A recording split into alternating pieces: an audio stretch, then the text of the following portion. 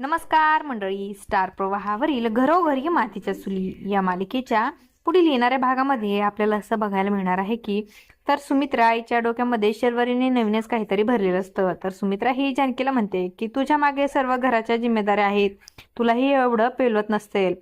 तेव्हा शर्वरी म्हणते की मी तुझी कामं वाटून घेते वहिनी, तुझं डेबिट कार्ड माझ्याकडे दे, म्हणजे घरातील सर्व खर्च वगैरे आता यानंतर मी स्वतः करेल.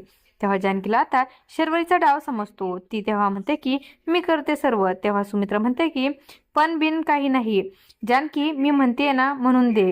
तेव्हा जानकीला आता खूपच टेन्शन येतं. तर शर्वरी खूप खुश होते. तर इकडे शर्वरीचा कॉल सुमित्रा उचलते. तेव्हा तिला समोरचा व्यक्ती जे काही सांगतो त्याने ती खूपच घाबरते आणि तिला खूपच मोठा धक्का बसतो. तेव्हा सुमित्रा म्हणते की तो पैसे मागणारा माणूस आहे, त्याने तुला कॉल केला होता शर्वू. तेव्हा शर्वरी म्हणते की शांत हो आई, तो काय म्हणाला सांग मला.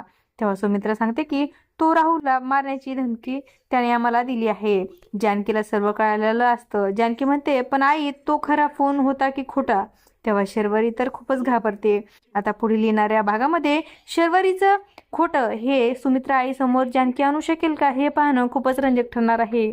अशाच मालिकांच्या नवनवीन अपडेट्स पाहण्यासाठी आपल्या चॅनलला सबस्क्राईब करा आणि व्हिडिओ आवडला असेल तर लाईक आणि शेअर करायला विसरू नका. धन्यवाद.